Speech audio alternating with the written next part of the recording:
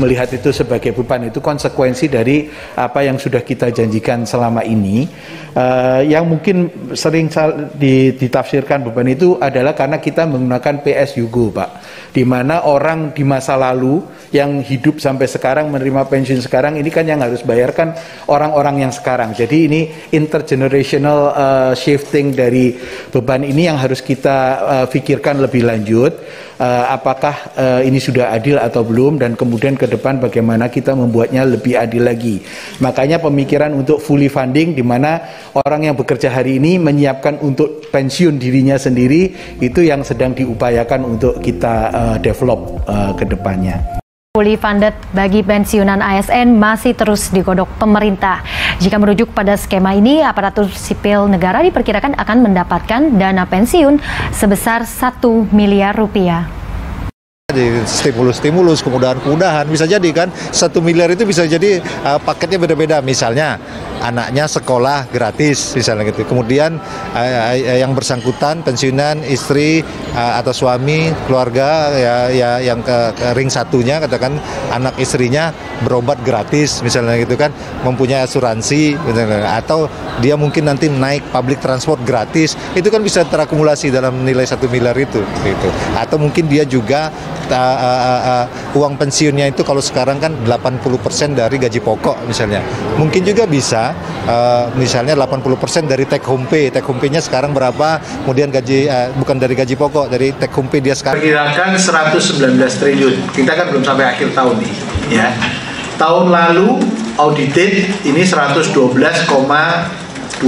triliun. PSUGO investasi dan pengelolaan dana nggak relevan. Karena apa? Karena nggak ada penyisian dana selama kita bekerja. Ya, yang penting dibayar pada waktu pensiun dan jatuh tempo pembayaran pensiun. Ini relevan untuk model-model yang fully funded. Pengelolaan dana pensiun ini juga menjadi satu problem ya. Jadi ada 3 isu sebetulnya. Yang pertama, beban APBN kita. Yang kedua, pengelolaan dana pensiun.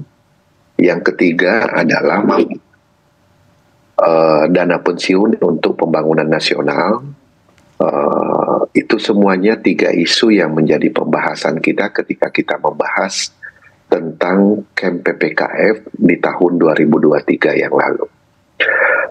Taruhlah misalnya Mbak Neke, kalau kita lihat 5 tahun terakhir beban dana pensiun dari APBN kita itu mengalami kenaikan dari 2019 15,5 triliun, kemudian 2020 16,19 triliun, 2021 naik menjadi 18 triliun, dan 2022 menjadi 18,6 triliun, dan 2023 19,5 triliun. Dari angka-angka inilah kemudian kita memandang perlunya solusi di dalam pengelolaan dana pensiun dan pemanfaatan bagi pembangunan nasional kita. Karena potensi dana pensiun ini di bajak negara, Mbak Neke, kalau kita lihat sebetulnya adalah salah satu fund sumber pendanaan pembangunan suatu negara. Ini satu sisi. Nah, untuk yang pertama menyangkut dengan pembebanan APBN. Ini konsentrasi kita memang adalah mencari skema terbaik. Skema terbaik yang kira-kira potensi pembebanannya tidak terus mengalami peningkatan di APBN. Karena ruang fiskal kita di APBN itu sangatlah sempit, Mbak Neke, karena mandatory spending kita cukup banyak ya, termasuk di pendidikan dan kesehatan, serta beberapa kewajiban yang memang tidak bisa dihindari setiap tahun dalam alokasi di APBN kita. Karena itu beban fiskal yang begitu besar untuk memastikan skema. Nah, skema itu kita memberikan tugas kepada pemerintah untuk merumuskan skema perubahan skema pensiun bagi ASN, dan juga kita juga ingin supaya pengawasan dan pengelolaan dana pensiun itu juga menyangkut masalah dari Kementerian BUMN itu supaya bersama-sama dengan Kementerian Keuangan, sehingga dana pensiun ASN dan juga dana pensiun TNI dan Polri betul-betul pengelolaannya mesti segera difinalkan skema dan pengawasannya. Pensiunan yang mencapai sudah mendekati angka 20 triliun, Mbak Aneka. Nah, karena itu kita juga bicara tentang manfaat program pensiunan wajib yang bersumber dari misalnya Asabri, dari Taspen bagi para pensiunan. Karena itu juga perlu memastikan jaminan hari tua, jaminan kematian, jaminan kecelakaan, dan jaminan pensiunan betul-betul yang dibayarkan setiap tahun akan memberikan dampak positif bagi para ASN, TNI, dan Polri. Ini semua menjadi isu utama kita, karena itu kita tunggu usulan dari pemerintah.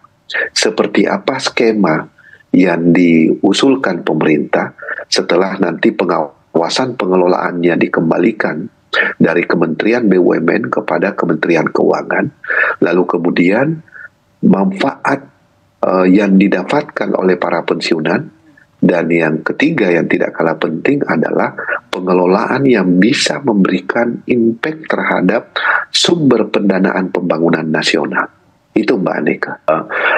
Ini adalah sesuatu yang sangat penting, dan kalau kita mau jujur sebetulnya, kalau banyak sekali salah satu opsi pembiayaan infrastruktur yang bersumber dari dana pensiun sebenarnya sangatlah diperlukan, dan itu kemudian kita mengharapkan salah satu pembiayaan infrastruktur kita berasal dari non-APBN adalah dana pensiun.